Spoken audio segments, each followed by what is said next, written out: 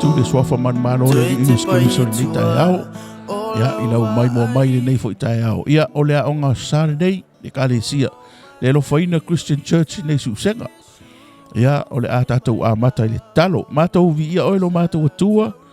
Nei fo tai au o poto mai lau i kalesia. Sia matou wasenga. Ia vi ia oilo matou atua e whaavavau. Hei o matou uso. Sa moana poto whaafonga mai fo ia tunu i mamau. Ma so se tafa le lalo langi e me se fo i sa mone. Ia ngale leila ua fio i le nei tai au. I la matou a onga sa. Nganga pa ia whaafetai lau whaau unga. Fo ia te oilo lava vi inga no o Yesu. Amene ma amene. Ia avi Yesu pati le nei tai au.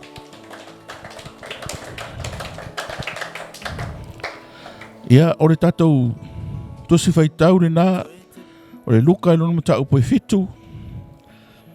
Tatou whaitau whaatasi le fo i upo e sfuru ma le tasi. Ia e whaapau mai le fo i upo na e sfuru ma le fitu. Luka e lono mata upo e fitu. Fo i upo e sfuru ma le tasi.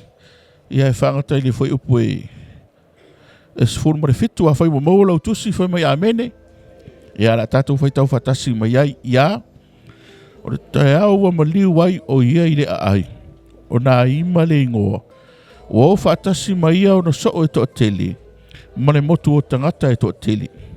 Wala talata ia i le whaito toa ore a ai. Whauta foi.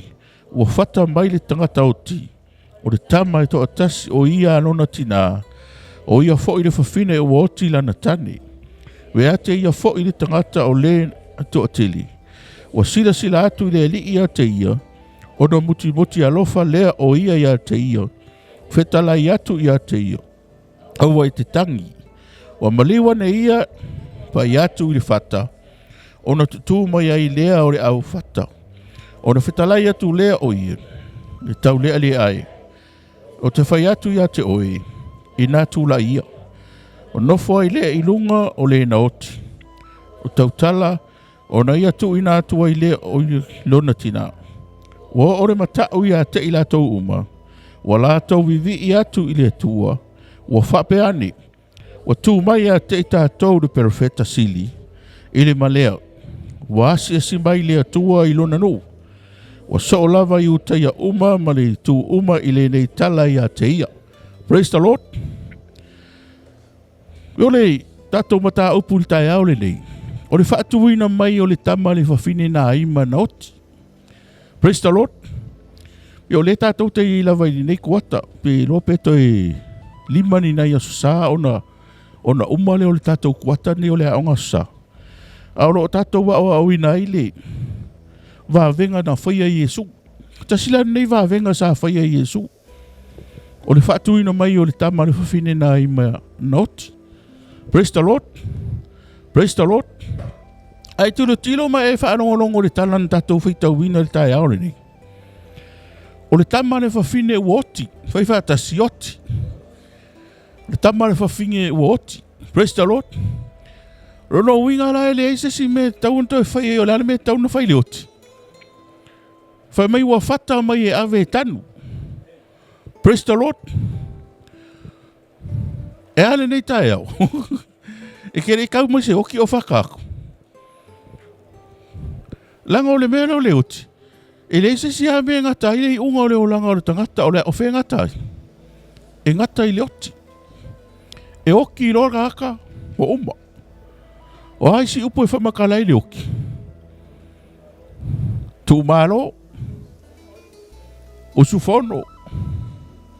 Maliu.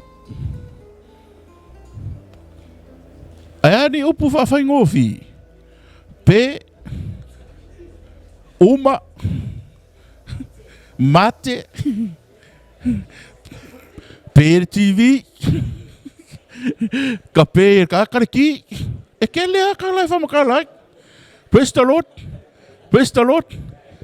Oi meka ki whaalongo me leo kara vau lako upu mamafa. Ko ki kia urako ka pere oi. Whaapea sole. Praise the Lord. Praise the Lord. Whaapea longo winga nei se kakapeka ngaka nei ei. Praise the Lord. Whai mai e lako ia su ai whata mai le tangata ua. Ua tai. Death. Finished. Finito. Praise the Lord. Ai si kala ke le au fa makala ile oki. E la kula Yesu e whekau i male whakala e whaka mai ave longo wingala ave keu. Talofa uso e to whaina o. Kalo whaia i me. Praise the Lord. Pia whapeo i me. Alo i me ne oki. A kongo le kau. A le ae ola i me. Praise the Lord. Praise the Lord. Whaikanga o kafa. O e mana malama i oki. O le alava kau ke o a e kuri solo aka kau le oki. Praise the Lord. I ala mai mo mai fo. Whaku foi. Pau ao mea mako e kale sia. Praise the Lord. Ai le kari ya. I le se me whamaria koi fo. A ma anho ka kau le kau ke whewa. Amerika, Australia, New Zealand. Po o whea ke whea roa i. Lai lama o lea. Lai hai lama o le oki. Praise the Lord. Foi mele kara I talan tatou whaita uina. E alaku Yesu. Ai whekau I mare whaka mai ora ka ngaka uoki. Praise the Lord. Pio o fia foi wole koe whea koe ke me I mai langa usi. Kei me pisi e kua ufahau. Le ki o a wha mau kuole au ngi. Praise the Lord. Oh. Nga fufuru o ngifo. Praise the Lord. O le mero le oki ele se me whai ngofi. Whai wakasi. O le oti ele whai ngofi. O le aso na nafi. Sa tanua isi oti. Praise the Lord. Whai ar pāroka le aswaleili. Awa ufa whetai la waili nei fo I tu maro wale se pāroka. Praise the Lord. Kane boy ara umenga whai alangi ai. Praise the Lord. Whaarongolongo pore a taime mo mai lei unga. E o mai nei ala. Lai kangi ia le si runga Facebook o ngoranga. O langa oki. Ai, ia ke whapenga mai foi ai foi o le si o lau kangi ia.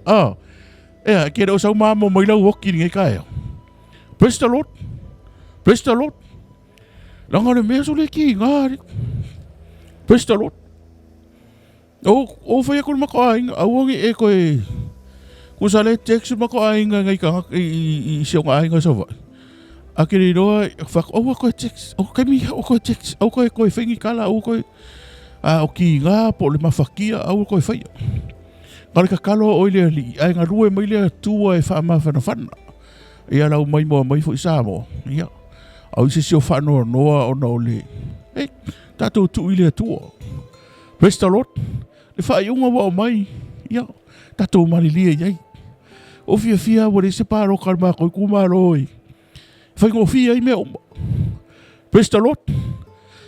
Ore karare ka karangore kai aongi. A mai e kilo e malanga atu Yesu malanga auso. Ai whata maritanga ta ua. What? Praise the Lord. Praise the Lord. Le mea no whai Yesu ke riso. Ua whaalata alata atu Yesu ona o le manaonga. Oi whakasi wharakaraka. Praise the Lord. E kele kaka ke mi whapenga e wharakaraka I kaka. Oi, oai ngā oki. Oai a. Ota, oi ngā oki. Praise the Lord. E ire au wharakaraka e whaika kala. Nau su e kala. E ire au wharakaraka e wharakaraka. Fia I loa mana. Mana onga. Whai whakasi mana onga. Fia wharakaraka la ile mana onga. Kei lole le oki rea. E se le whaangongo le oki. Praise the Lord.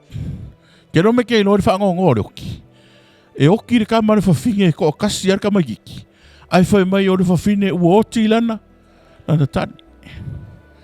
Whaangongo ai o le ko inga oki. O mga oki le kama. Aru oki lea. Le akali. Whaangongo singai whawhinge. Praise the Lord. Ai wharakalaka ku Yesu e rei wharakalaka Yesu e su e pole ale au or paipa. O le amenga oki e kama. Praise the Lord. Ngare wharakalaka ku lawa Yesu wha melankala. Aua e te tangi. Whai ai. Whai whawhingi. Praise the Lord. Anga o kakou fo I kama fo inga e kau ringa I kōrua. Wharakalaka ku ia. O ngo sai. O le ia. O roke kua kui o kua. Praise the Lord. Praise the Lord. Ko inga foi ngai e ia a suri o ka o ko foi se ingo se sika. Ko inga foi ngai e varusanga. Ispe cafe. Praise the Lord. Kasi e sa araw kala. Nga foi ka ule pisa mai ngo ka o ko me. Praise the Lord.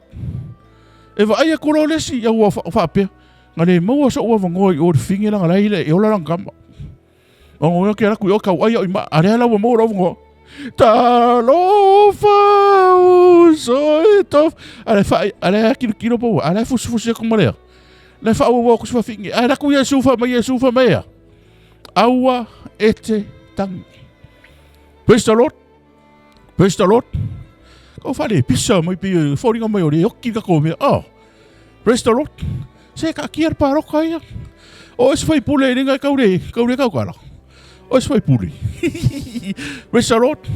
A umar ko ka sa le fai pule. Praise the Lord. Adu paroka. Sila ku Yesu fai mai le upure fa makala ua moti ya lofa. Fai vakas moti ya lofa. Ngonga le Yesu la ngonga la. Praise the Lord. Ka serva Yesu. Ilo Yesu mana ongar fingi. Oki re ko lua. Ale uko oki re kali. Praise the Lord. Praise the Lord. Anga o se foi fingi fa pe. Me siri woki ko ka mai ki sa fa re ke ore o lo ko vai se. Vai no so ko lua. Praise the Lord. Praise the Lord. Kilo ai inga I fa fingi fa ngai of kas. Le le of fingi fa I ma ko pe o po iva ia la o of kas o ma ko. Yo ko mga o mia e po iva kamba. Fa la vela foi ngai e la pisingisi. Praise the Lord. Fa ingor fa o lo ma fa piriaki. Praise the Lord. Au ko inga foi le pie I ma ko ke lo le ya. O le la iki. Praise the Lord. Ma le kala Yesu. O le kala ko spa ia o muti alofa Yesu. Praise the Lord. Praise the Lord. Kasi alva ai le tangata alofa. O ngai lor mana onga. Fa finge o kirang kage. Ale ko o kiranga. Langam. Lale mana onga mga omir finge. E mga omir fa finge le fa ma fa fananga ma le fa loto. Fa lo keli. Praise the Lord. Ma Yesu awe te tangi. Ko le sa ungi Yesu la fai. Praise the Lord. Pa ia kula vo Yesu da ori ila o fak. Fa rongo kula ori. Pi eska kale ka fi fak. La me kup. Ku kulo. Fa barka ku spa ia ua. Tu la u ave fakka. Praise the Lord. E fo isi ua ave fakka. Kango kula vai ka hofi mai alaia. Alaia o wa. Praise the Lord. Wa yang kula lo maliure se fai ka come aise. Praise the Lord. Ke aka mai kere ave pusa oki se mea kere ia se oki e kukai ma e fai au. Praise the Lord. O se fai au e ni ko ngau. Ko inga umon me se ingu se fangu se. Praise the Lord. Praise the Lord. O le au ave faka kilo foi la ko sala ko kawi. O va kasi kawi. Ka ko ngangu. Fia ka ko ngangu va e ku oki mai se se la inga. Praise the Lord. E ma ngai arka ko ngangu.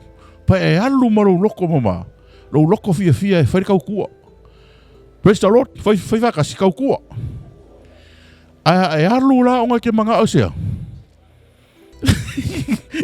Praise the Lord. Pwede maliun mako ai ngai sa vai. Ai abai le api se o uso li kala o kupi. Wakele aku le kupe ngaru i kau singa o le au fai au. Praise the Lord. Praise the Lord. Wakele aku kupe ngaru au kau singa au fai au. Ia ni se mau ia. Ni se mau ia. Pero le ke kupe PA. Praise the Lord. Ale me vole ka u ka ko ngu o lo walu ke fesoa. Soangi o le manga onga la iai. Leki nga lo faria. O le fafinge lai mafakia longa loko nga woki langa. Langa kamba. A koe la kura I ma kama fo Yesu e fangu omo. O la me kup. Ko ale kale alu kup per fingi. Praise the Lord. Anga nga kango ko Yesu pa I le faka.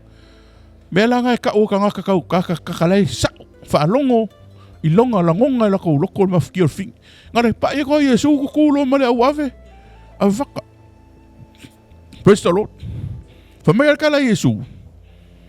I kaule ale ai. Kula ia ili. Tu la i lunga. Praise the Lord. Fa sangar ka ka fa ye. Sunga. Soli kula ia i lunga.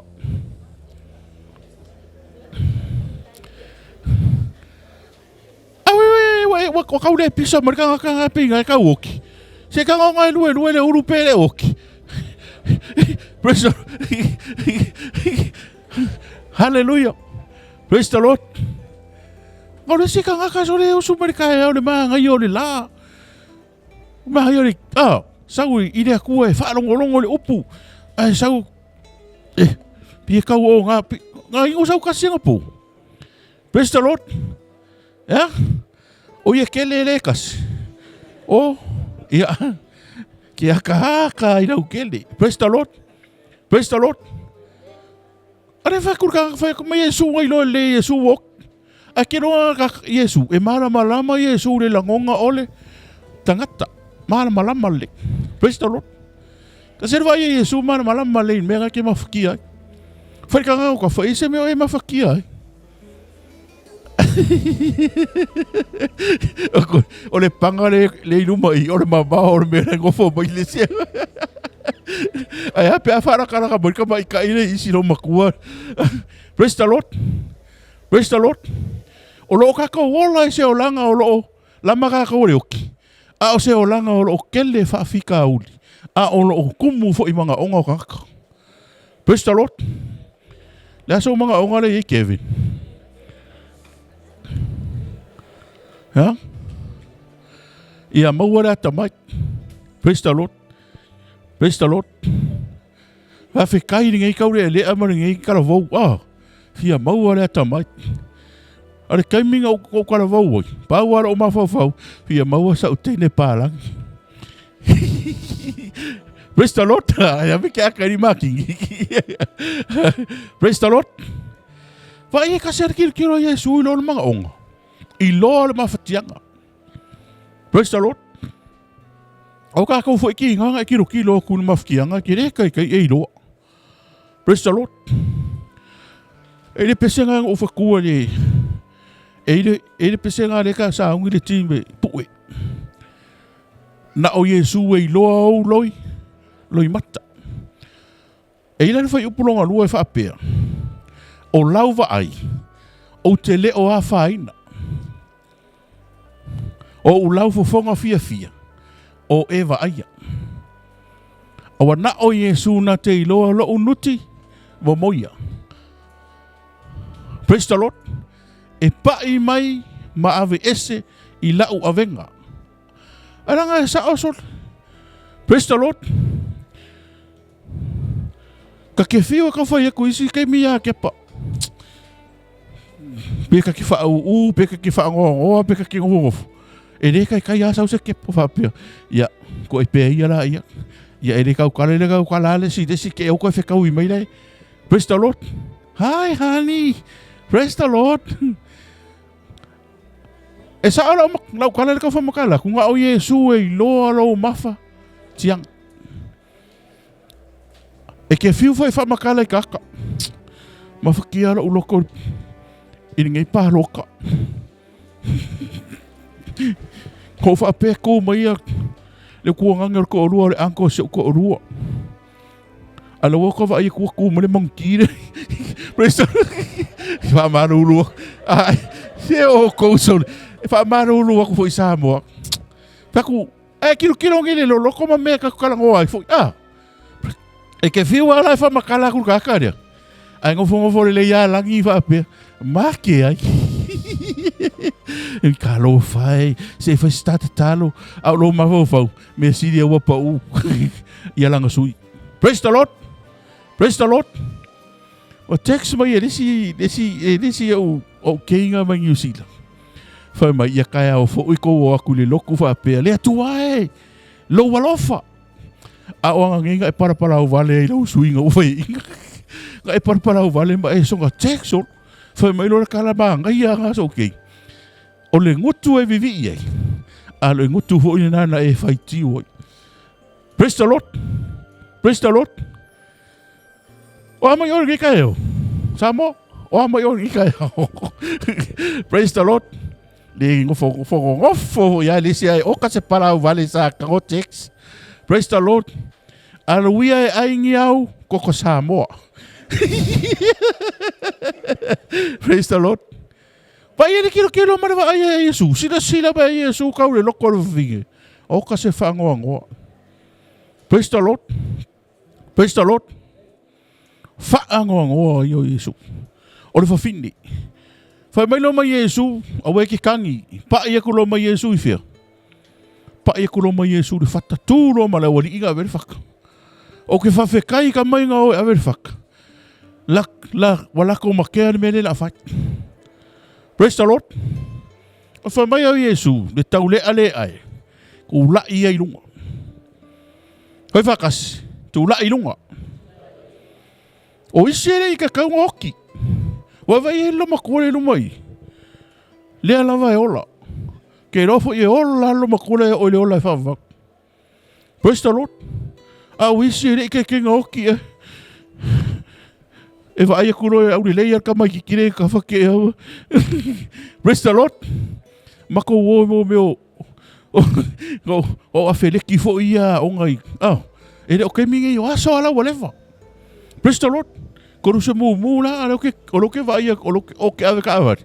O kilo aku le mela e ka ngu mai ia. Ku unga foi ka mo. Praise the Lord. O isi la ke ngiki. Wa a ko le ku la o ka ngu ure king. Ang ka ngu mai lo au le leia ka me ki koru se mu le nga sa poanga ia.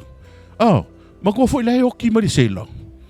Le wa a ko le ku la ala e o ko ai lunga o vai o. O le koru se mu le ngofo au fia foi mar koru se mu le ai. Praise the Lord. Il va ai ku au le lazy me le ka o ko nga va fa pe sela ma li e pe o ele. Praise the Lord. We kamo mo ni meni. O le si ka ngaka se ngo o pe we sa ro kala o fa fonga mai mo. O le si ka ngaka o ke ia o fa kari o ki ele kala vo. Praise the Lord. Te vai a fau o kasi o ko inga fau ara e ola mai mo ka kala e ni nga o ki ma o ola pe mo le o Yesu. Praise the Lord. Fa ka ka fa se kulai mai. Ore ke lo ka ma ko a ka ko kala vo pe ka o ti o e waliki. Praise the Lord. Ai au ge ka mai ai ka ke ni yailo. Au le ola fasolo a ko kingo. Praise the Lord. Praise the Lord. Malel kala ua pa ia ko Yesu. De ia magisi upu fa mai Yesu ku la ilunga. Dar men kup. Wa kanga ku Yesu ko ku ku ilanga longa. Lona tina. E sa ora ukara. Ai ko ngor ku spai. Praise the Lord. De kusika ko fika. Na ku la ia ilunga. Ko ku lo Yesu lon tina. Praise the Lord. Praise the Lord. Ke iringu. La mo ke iringu. Ave mai mo maka ka uringu. Lang foi lang sa ngawe ave le maliu la. La kang. Ke mo ka ukia le mere. Eles ka mai kala ko i ka ukia. Ke iringu. Praise the Lord. Mo kala ngu woi. Waya te ta tau le perfect sili. Praise the Lord. Wailona suafa. O Yesu ke riso. Ele o iloa e ngu ule. Ele se perfecta. O le atua o le tupu male ali o li. Praise the Lord. Ko ola. Praise the Lord. Wa mata tau ma ua vivi i le kua. O ka se whawhekai. Whawhekai ka ika ngengu. Whaia kulo le wavenga, ma le mea kupu. Whawhekai ma vivi i lea, lea kua. Whai mai le ma ngai o le upu o le ngu, ua asi mai lea tua i lo tātou, nu. Praise the Lord. Praise the Lord. O isi e ki nganga asi whaafia mai lea kua i longa ainga. E ka le sia, ai lei masonga i loa. Praise the Lord. O ki le vai fare anga. Ai kasi le vai ka ngaka ngai le menenga fai Yesu. Ua si mai le atu al tatonu. E ngai makaki o ke mga oye. Au sia ka ko wasenga. Ba e arum ka upu leo. O tatou ilo malama le ye la ngona o Yesu. Kai mi fa penge. La le la ngonga sa ye Yesu. Ma me kwa la ngonga Yesu le fa no nga la ngonga ye le fa ngor fingi. Praise the Lord. Praise the Lord. Afo me nga nga fa ye Yesu le va venga. E le kau ka ua mai la ua li ia le mele kopu. Afo ile sa va vali aku ai. La ko fe kawila e faka marika ka ua. Woki. Le se me ko me foi fai. A or kilo Yesu, male sila Yesu. Le mana onga, monga I lo le la ngona o le fafine u oti lana. Oki ko rua. Ko oki male kali. Wa fafari si fa ngongo, lu mole si fa ngongo. Praise the Lord. Pa ua le mea le tali le mana onga. Le ai se fesili. E ma ko foi Yesu e isi kai me fesili ma Yesu. E te fia mana o lo ea. Praise the Lord. Praise the Lord. Ia oia koe fesidi e woki kama kiki are foi kangi au wer fa fingi. Oia koe fesidi e. Ora awa faka fo ingar kiro ai luma ma awe faka. Praise the Lord. A fesidi ko ngai sesiore. Boko ka. E un ko fa pe e ke fesidi mai agala aver kama yo e kangwe. O e ke fa vale. Praise the Lord. Praise the Lord. Langa e kai mi fa pe ngao, kai mi ele fe kawi lau vai. Kai mi ele fe kawi ma le mea wai ai le fa fikau. Praise the Lord. Ngara ka ngaka ke la ngonga. O na o Yesu e loa o loi mata. Praise the Lord. Ngara Yesu wanga ki silfia. Maraka la Yesu. Aua e te tangi. Whai ka ngaka o ka wha. Aua e te tangi. Aua e te tangi. Praise the Lord. Whai ei aua le ao le po e tangi pea. Tate ilongo fie le mumu o telefoni I tate vai tu pe malama a lo tangi pe res telefo. Praise the Lord. Praise the Lord. O ka ke fongi e kasi ke fongi o fa nga wa ko lima ka fa nga. Au vili ko la reskai. O minga ka kangi kiro aku. O la ngumel. Kia ilo mar ke fongi ayangi. Kakangi kali mai le voicemail. O le numero sa Evelina, wangi le sa whaongaina. Whapea ka makia, whapea na kōkere ui mai reo ranga. Au. E, kaukalai kiki. E whapea o ele ka ua mara kerefong. E vilia kuro whapea o ista o ke fia mga au ya ista e. Kari, taran. O le numero sa e whaongaina, wa momo ele sa Evelina. Praise the Lord. Kali mai fa mai, o lai longa fea. Mai, le sa whawhanga. Awa longa wing, wa kali mai lo se se o wali I. O lo lai, le se. Wa langa o whakauar kāra ista. E iei me ka ua e karangoa kuia ista. Keri ngā o ista ma ke parisi keimi. Alai alor ka avale ai moe ke pai le whaonga ke fong. Po lai alor ka avale, alai ku or ke fong I ere ke kari e kepa. Le ninga whi iskemi alua ista. Ya me o lau kala mero ke fong. Aua ete tangi. Ke nei loa foi pola me ringa wawenga umai al katan mai kai dia. Ai kai lua su furu lima ka lai ave e whaire mea ngā olea. Olea ni ngore mea. Olea? Ole teina pando sa. Pe kai fiku e aso kala ngore mea. Ai kai lua aso whakoe. Wa o marau ka rua fiwe. Mai. Wale se mea. Praise the Lord. Pone mea ko lima ka kai whawang. Praise the Lord. Whaika ngau ka wha. Aua e te tangi. Malawa ia nā tangi. Nani maka nganga ia sauri. Praise the Lord. Praise the Lord. Ka ke whaanonga ko wha ia ngafi rea fiafi. Le kalangoa me kaka ko orua I o le keu e wharisa. Au vai ko po o leong whawhingi, pongi whawhingi. Le kalangoa. Praise the Lord. Le I whauriuli ma ruta a pe o kama I whawhingi I waku I o. Whaanonga kunga. Ma whakiaro ka loko. Whapea ua pāro kalai ma whakiai. Mai na anu le koru aso ele koe viri mai.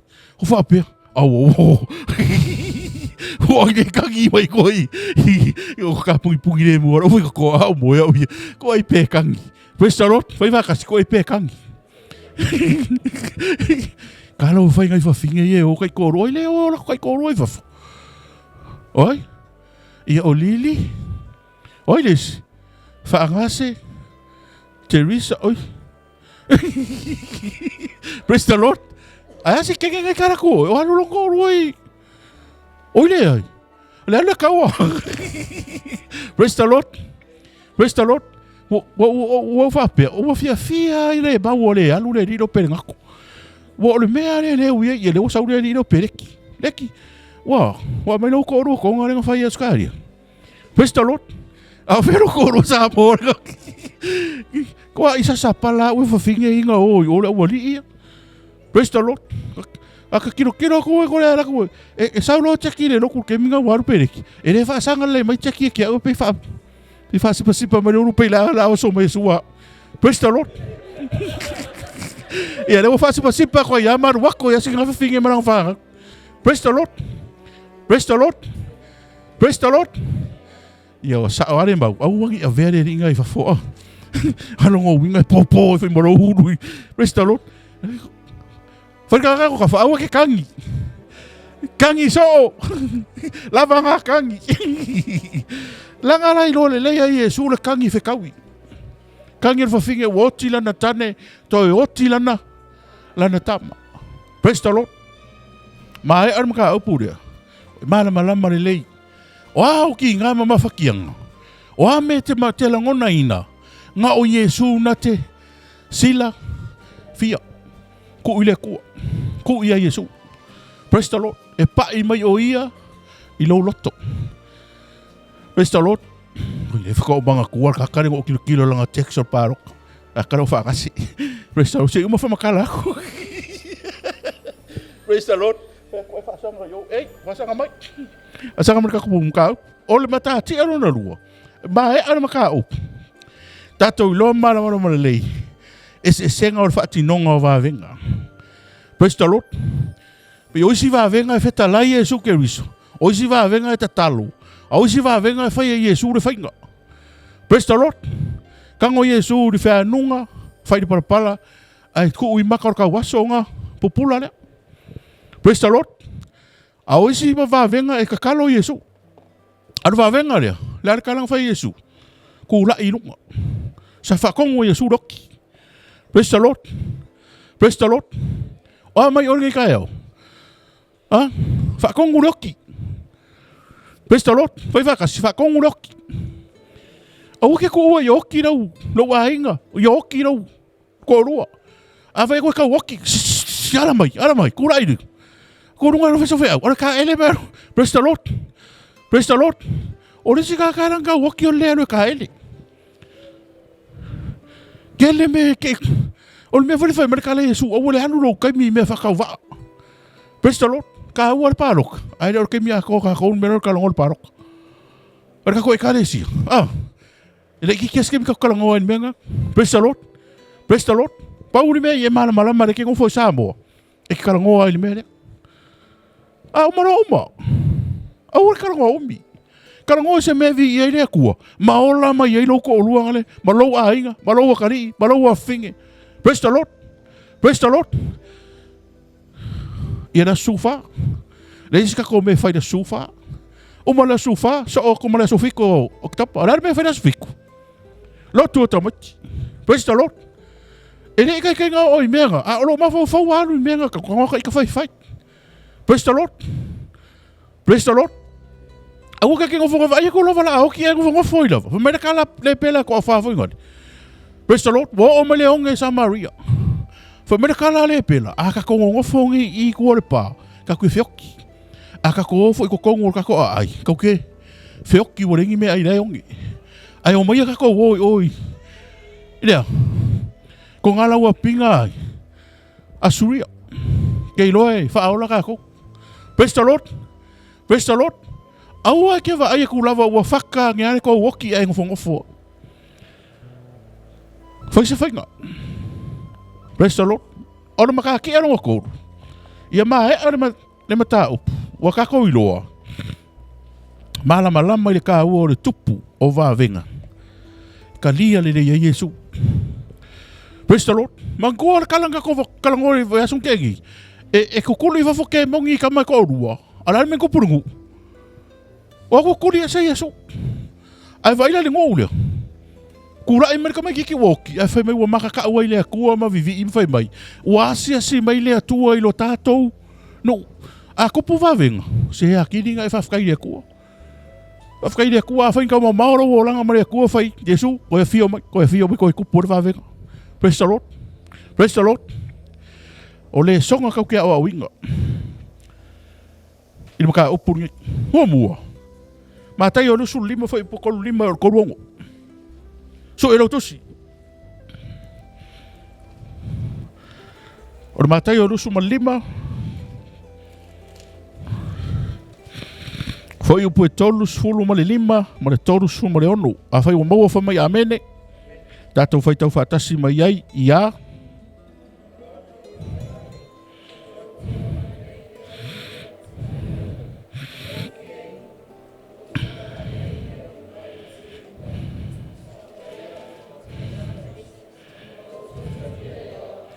Na o le lava, o na outou wha ofu ina leo au, na o mai, o na outou asia mai ai leo au, na o uri whare pui, o na outou o ane ai lea i a tea. Praise the Lord. Dale winga o le mea lea. Le songa momu, awangi i pasi loa lau, wa ai ma se mana onga. Awangi i pasi loa lau, wa ai mo se mana onga. Ai kilo aku lana menga whai Yesu. Ngai loa ko Yesu, le whaka me tangata. Praise the Lord. Ele i e alo le wa ai Yesu. Praise the Lord. Ele i whaatau mua alo le sila Yesu. Nga sao yo, ma whaakingo le, wa ai le mga onga. Praise the Lord. Praise the Lord. E ile sika nga kai kilo kulo se mga onga whaape. Soli, e alu le kupe au i iso. Praise the Lord. E alu le malo si au i. Wari e si kai me kau whaakura ma ko pou le si kai. E le mako po mori whaakura si kai. Kau whaakura ngar po mori. Ai sa wawali mai ai si kameki Samoa. Sa wawali mai ai pasi. Kau koso e whawhinge le po mori umi, po mori e lua sulima fukura mawalung. Praise the Lord. Kau koso ai sa wawali mai lo maris. Au lakuro i lo mai lo whaku. Lea se kau sila le mako mene kau whai. Ai kuku api whakanga whaavare whaku. Kalau soi vai koso mene. Ko ki ora ku mokoro ko mai ki. Vai curioso. Musi sauri vai fi awori. Praise the Lord. Praise the Lord. O isi kanga ka ki nganga vai ku sa mga onga ari sen ko. Ki nganga o mai le mo va sen ko. Sa vali mai era te vai te u fiti me se ma. Praise the Lord. Ki nganga vai ku le ka usalu le vaonga o e seta ma sen toa. Matasi. O lau fai lele ia Marilyn. Ai nofo atu mani fai avao tafa. Praise the Lord fai ngā luenga ia neta. Ai ne nopo fai le tafa o ai toa ma. Mara wari. Praise the Lord. Ai ori sia kilo ko se mga onga. Lai fai ki ngā fai na opis. Kilo ko loa lava leisi si lai mga omia mai o la aloi fafu. Praise the Lord. Praise the Lord. O si awangi i pasi loa lau wa ai se mana onga. Mari fa fekai ai Yesu. Kare kilo ko Yesu. Le ai mangi upu. Kare pa yo Yesu ka filfak. Ai fakongu ri oki arwasi. Praise the Lord. Fa manikala Yesu, sa u le fare pui. Sa u fia ai. Sa u fia kele mega ma o mia Yesu. Praise the Lord. Ai ko kere iloha. Oi vakas ko kere iloha. Kilo yo ko fakafa. Kilo ka ka yo ko fakafa. Se kilo nga kaya o kofkof. Kilo. E kasi ano kilo ako lai mingo i may nung wingo or kangaka. Or kangaka koe. Ola. Tina. E may sauvai. To fini. Lalo menay. Praise the Lord. E te mana o mia setas. Wow. Hey. Pawa nga o mia kalangoa ni. Praise the Lord. Praise the Lord. E Ki kilo kula ka ngaka e loa iso mga onga.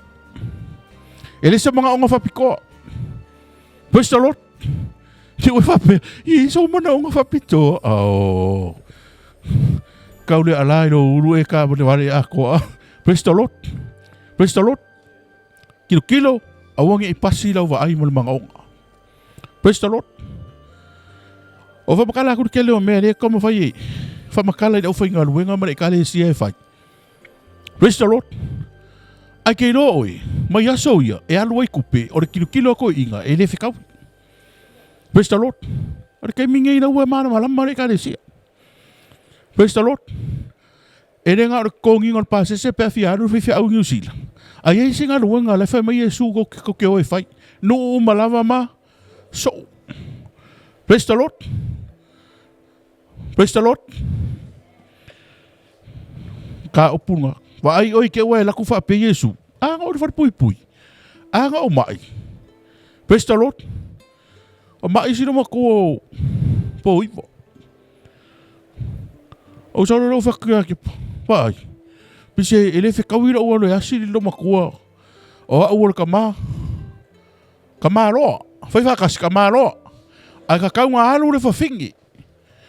Akula, susu mai alau sunga le papingi e alu e kalari spuri. Ka alau vai ti papingi. Praise the Lord. Alu e asisi o makua po a mai ngai. Praise the Lord. Langa lenga ualo mo mori la o mawai. Ai whai mai. Ko ia langa wha mai mai. Ia o leila ska malo e fofo le ulo oi. Po iwa. A leila ka malo le oi. O vai da iki fofo. Fofo le ulo. Praise the Lord. Kilo ka kaya ka whape isa mga onga. Whai ka kaya ka whai isa o mga onga. Whau awang e whesidi le ringa pere ngako orum kwa kele o mga onga oredi.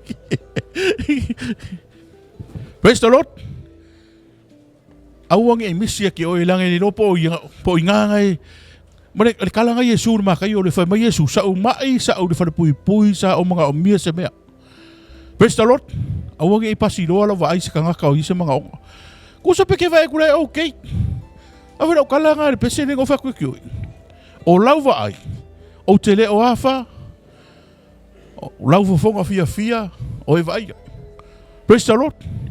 Ai maa ngai alau ka kalo mai ilo aila ia leo le mela e kupur kangaka. Praise the Lord. Praise the Lord. O le songa longa dua. Fai se me te mawhaia. Ai wha a toa e lea. E lea kua. Ia kusi maasangi ni Filipi e whaasu iwa. Au loa tuana te whaa. Toa me uma. Praise the Lord. O resi e muso e whai. Langa wale eia ma se kupi. E leo kupi e whaakingo ai. O whe whaakingo. Lani me whaakingo ai. E whaakingo le loko a lofa. Nga whesiri e sura uso ope e se kupi. Le ai. Kara kiro koi e suonga rangonga ni mena e kupu pa iro i whaka. Kawhi mare whaka. Praise the Lord. Praise the Lord. O le se fai ako lo se mga onga mua kiro kupi. E le kupi me ka ua. O le lei o lo loko e fai se mea. Praise the Lord. Kurunga. Le ufa makala kuki o ilo walungi New Zealand mani o mako ai. Ka vavai ako lava pika o e si vesi me i mako wale lava mako se. Praise the Lord. Ia wha amaru ruo ko ia se sirka ko ai ngo wha fonga mai New Zealand. Ia luku wha makala sa awana men kupu. O whai akuro, ko e whia se kupe o mga omia. Ai whai mai mako au ke o kupe ngai ko rua, ko e rua awhi. Praise the Lord. O whai aku le akua. A ele whaali rau wawenga i. Ele i loa mako a inga, o ki kapua i mo ualu, mo whai whi au i se loku e loa lea. Le akua. O whakuroa, au mali lua whenga o ke sau mau kai au. Kai au. Ke uen mali. Praise the Lord. Praise the Lord. Ia ringa o whamakala kui kako e karisi. O inga wharangolongo o whamakala ngana mea. Ia. Nanga koe whamakala ki inga mako a inga pia ki hape au. Waru whamakala i laulangi ako. E. Le kako a inga. Whafofonga mai pere wawenga ng whaire akua. Ele o ua wawenga. Wawenga ng whaire akua. O so mai mare rua whaire kai au ngā o giusila le whai. O whaire whai.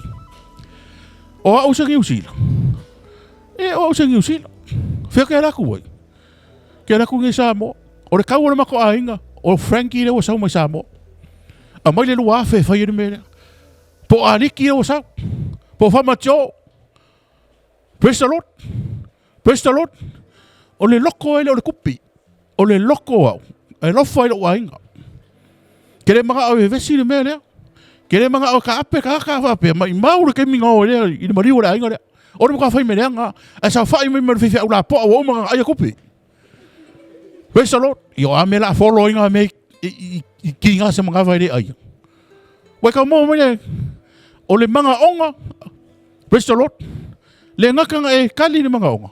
Ai wha a koa lea. E lea ko.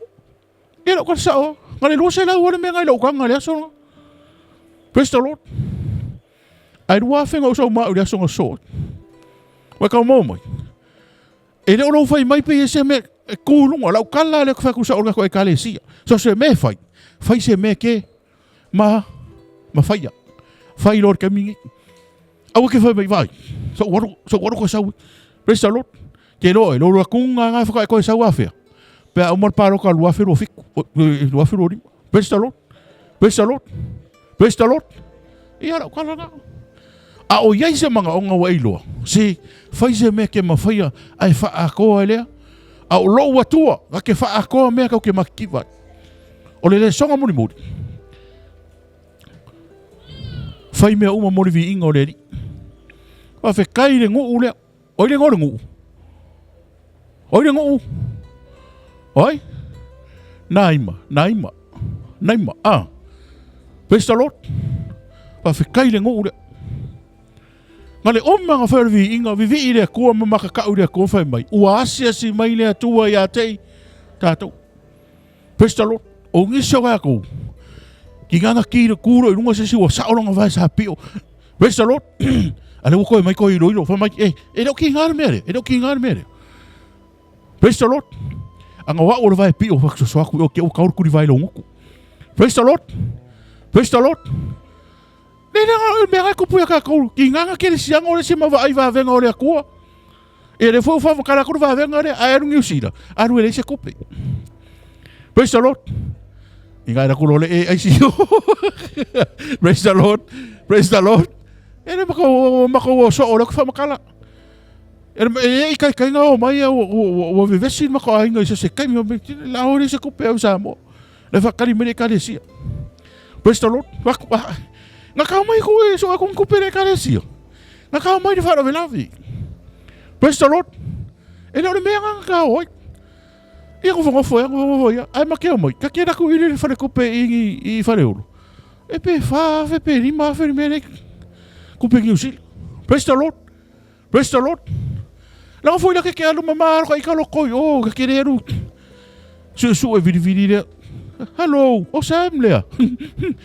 O lo ke ire kasi fari mongo District Street. Oh, kalo fai a. Ai alu fia oi. Alu ka fau. E sa ungia le kupe ke sa mo oi. Praise the Lord. So se mea kau ke whai mo se vi inga o le aku. A kupu wa venga, whai mo se vi inga o le aku. Praise the Lord. Ka kere whai si kemi mea ke whai aku a kupu mai wa venga, e pi e le vivi ika ko e ka le si, mwha whikai le aku e mea kupu. Praise the Lord. Praise the Lord.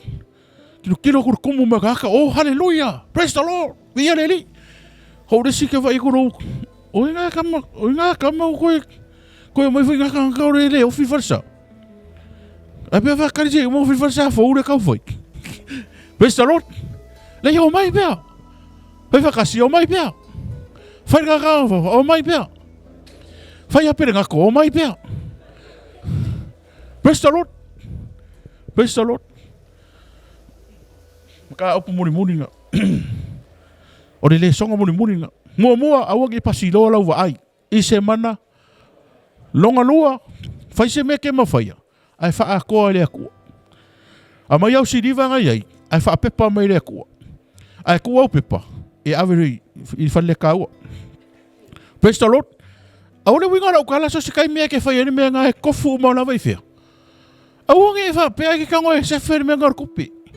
Ai se whenga ngene milionga. Kare, lau kare sawa, ngā ngei kango kunga koia lea. Ia, ngā, ai no leia ime masangene mea lea. O le sefe o pepa e mai ia si riva. Praise the Lord. E ke kango ku, wale se mea. Se ka whamakala sa manon makongu, o whainang ka awale. O le whai ako o le whai whiau, se sau ilau ka awale se mamoli o ka, whai se maria le se pengsingi. Se maria e pare pao. Praise the Lord. Praise the Lord. Ere i mariusko inga e mariulanga. Ere i mariusko inga e mariulanga ka awale fōua. Whai whakasilang ka awale fōua. Praise the Lord. Whai se meke mawhaia. Ai wha a koe lea kua. Ai au ke ngau ngau whai ere wha peo o whai kure. E whai no se lau pasenge mo le eri. Ai whai se meke mawhaia. Ai au ke kama whai whangare wai e alanga le whai lesi ni mele o kani o mga onga. Ngā wha pe le saua. Le sau kupe. Le sau e le mwhenga o ka kalo. So, praise the Lord. Praise the Lord. Ya. Tālo whātu fo i le sunga le whawhenga inga mai Amerika sa moa. Ya. So ngā sawalinga afu. E kale sia malosi ali. E mai. Pango. Tatou mafuta. Ia rau su mure whiwhi au o marka ko porkalame. Ia. Orka ko maka opunga. Praise the Lord. Whai ka ngaka o kafukafa. Awangi pasi loa rau vai. I se manaonga. Whai se mea te mawhaia. Ai wha atoa i le atua. Whaia mo le vi inga o le atua. Ia. A whaafonga mai fui sa mono poto I turo mo mau. Ia o le tatou wa onga sana le nei au. Ia tatou uma le nei au. Ia la e whatai tai mani talo la o whaia le nei au. Whaaftai tele Yesu. Whaalongo lau a whiau pa ia le nei au. Whai ma whaamanuianga ia te au. Ai maise lo wa inga. O te tala atu lo loto I le nei au. Talia ina oe whai maali I ma whaola I lo olanga. Whaamanuia mai oe le nei au. Fo iatu ia te oe lo lava vi inga. Ono Yesu. Amen. Amen.